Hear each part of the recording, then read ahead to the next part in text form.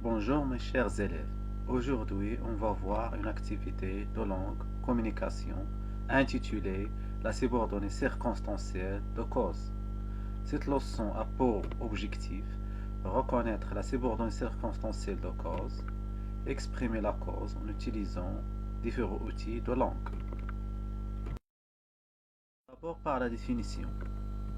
La subordonnée circonstancielle de cause est une proposition introduite par une conjonction de subordination ou une locution conjonctive comme attendu que, comme, du fait que, du moment que, étant donné que, non que, non pas que, parce que, puisque, ce prétexte que, c'est-à-dire toute proposition qui commence par l'une de ces expressions écrites en jaune est appelée une subordonnée circonstancielle de cause.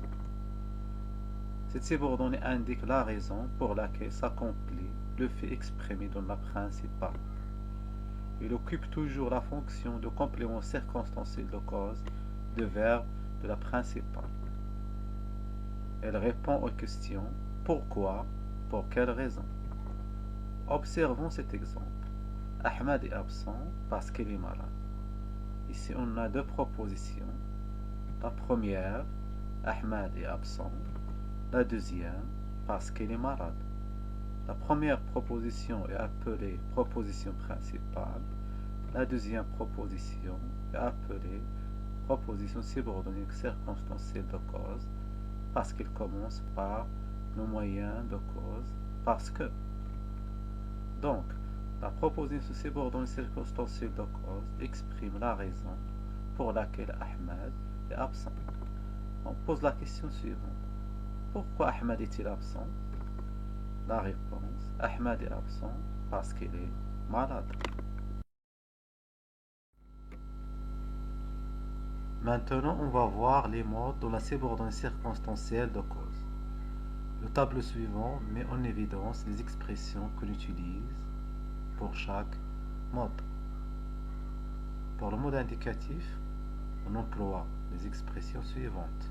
Parce que, puisque, du moment que, comme, ce prétexte que, c'est parce que, attendu que, étant donné que, vu que. Comme vous le voyez dans l'exemple 1 et l'exemple 2 et l'exemple 3, on a les verbes soulignés sont au mode de l'indicatif. Pour le mode subjonctif, on utilise non que, non pas que, ce n'est pas que, comme l'indique l'exemple 4 et l'exemple 5. Pour exprimer la cause, on utilise d'autres expressions comme grâce à cause de, faute de, en raison de, suivi d'un non. Par exemple, il a résolu ce problème grâce à son intelligence. Karim ne peut pas sortir à cause de la grippe. Faute d'argent, il ne peut pas acheter un vélo. Donc grâce à plus le nom intelligence, à cause de plus le nom la grippe, faute de plus le nom argent. Grâce à indique une cause positive, à cause de indique une cause négative. On peut exprimer aussi la cause à l'aide de la conjonction de coordination car Amina ne peut pas travailler car elle est fatiguée. Remarque, la subordonnée circonstancielle de cause se place avant la proposition principale quand elle est introduite par comme et par c'est parce que. C'est-à-dire, si je veux exprimer la cause à l'aide des moyens comme ou c'est parce que, je commence ma phrase par la subordonnée circonstancielle de cause. Par exemple, comme il y a beaucoup de travail, je ne pars pas en vacances cette année.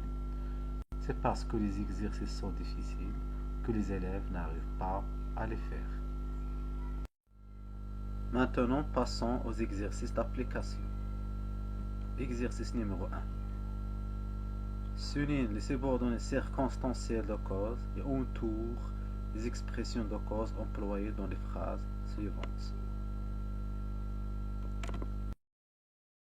Exercice numéro 2. Complète les phrases suivantes par une expression de cause.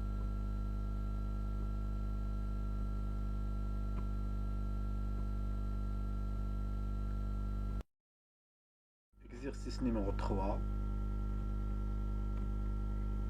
Relie les deux propositions de manière à exprimer l'idée de cause en utilisant les moyens indiqués entre parenthèses.